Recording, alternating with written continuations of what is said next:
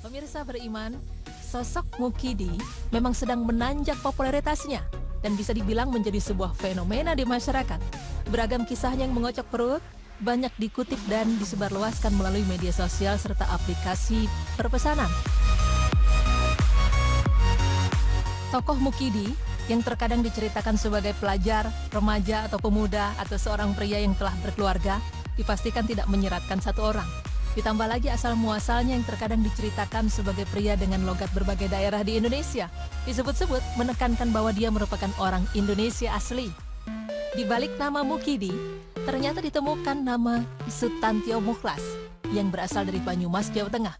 Beliau bisa dikatakan sebagai pencipta dari Mukidi dan sebagai yang pertama membawa kisah tokoh rekaan ini ke dalam sebuah blog hingga kini mencapai popularitasnya. Pria yang akrab disapa Yoyo ini mengaku memilih nama Mukidi karena mudah diingat. Tak ubahnya nama Kabayan, Wakijan, Samijan, dan sebagainya. Lebih jauh, Yoyo mengatakan bahwa kisah mengenai Mukidi pernah menjadi hits di tahun 90-an. Bahkan kisah-kisah Mukidi pernah diangkatnya menjadi sebuah buku dengan judul Laskar Pelawak, Balada Mukidi dan Wakijan. Pemirsa beriman, kisah Mukidi mungkin mengingatkan kita dengan sosok Abu Nawas, yang mana merupakan tokoh cerdas yang biasa mengkritik, menggelitik, maupun memprotes penguasa dengan humornya. Berbeda dengan Mukidi yang ketenaran namanya muncul dari media sosial di modern, Abu Nawas telah lama hadir melalui beragam literatur dan adaptasi seperti kisah 1001 Malam. Menurut berbagai sumber, tokoh humoris yang merupakan salah satu tokoh dalam kebudayaan Islam ini merupakan tokoh pujangga Arab yang dilahirkan di kota Ahvaz, Persia. Abu Nawas dianggap sebagai salah satu penyair terbesar Arab klasik dan digambarkan sebagai sosok bijaksana sekaligus kocak. Pemirsa beriman, kisah Mukidi serta lainnya seperti Abu Nawas, Kabayan, dan Punakawan memang ampuh mengundang gelak tawa kita. Hal tersebut memang memberikan dampak positif terutama sebagai obat stres, karena rutinitas dalam dunia kesehatan modern pun, humor telah dimanfaatkan sebagai sarana terapi yang bermanfaat bagi kesehatan jiwa. Humor dianggap sebagai sarana kelucuan yang terbukti efektif dalam meningkatkan kesehatan mental, kekebalan tubuh, membangkitkan imajinasi juga daya kreatif, serta menciptakan suasana hati tenang dan nyaman yang dapat mengoptimalkan kinerja otak. Namun, sebagaimana banyak hal lainnya, meski ada manfaatnya, namun jika dilakukan secara berlebihan akan memberikan dampak buruk, termasuk tertawa. Dengan segala manfaatnya akan membawa dampak buruk jika terlalu banyak dilakukan.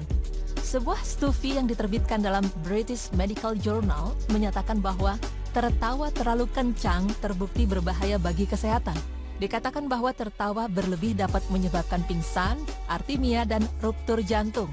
Bahkan bagi Anda yang memiliki penyakit arteri koroner yang buruk, tertawa berlebihan dapat membuat arteri koroner pecah sehingga memicu serangan jantung dan akhirnya menyebabkan kematian.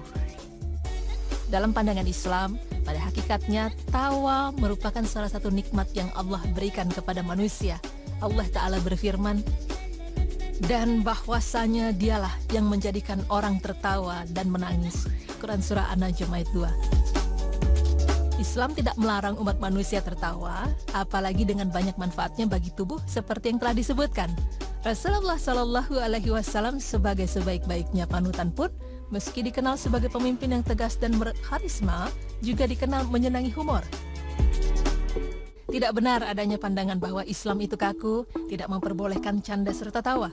Namun perlu kita ingat bahwa segala sesuatu memiliki aturan sehingga tidak menjadi bumerang bagi diri kita sendiri, termasuk pada konteks canda dan tawa.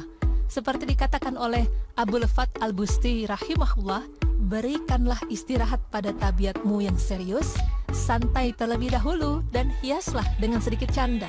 Tetapi jika engkau berikan canda kepadanya, jadikanlah ia seperti kadar engkau memasukkan garam pada makanan. Perumpamaan dari beliau rahimahullah sejalan dengan sabda Rasulullah Sallallahu Alaihi Wasallam yang artinya, jangan terlalu banyak tertawa, sesungguhnya banyak tawa akan mematikan hati. Hadis riwayat At-Tirmizi 1990.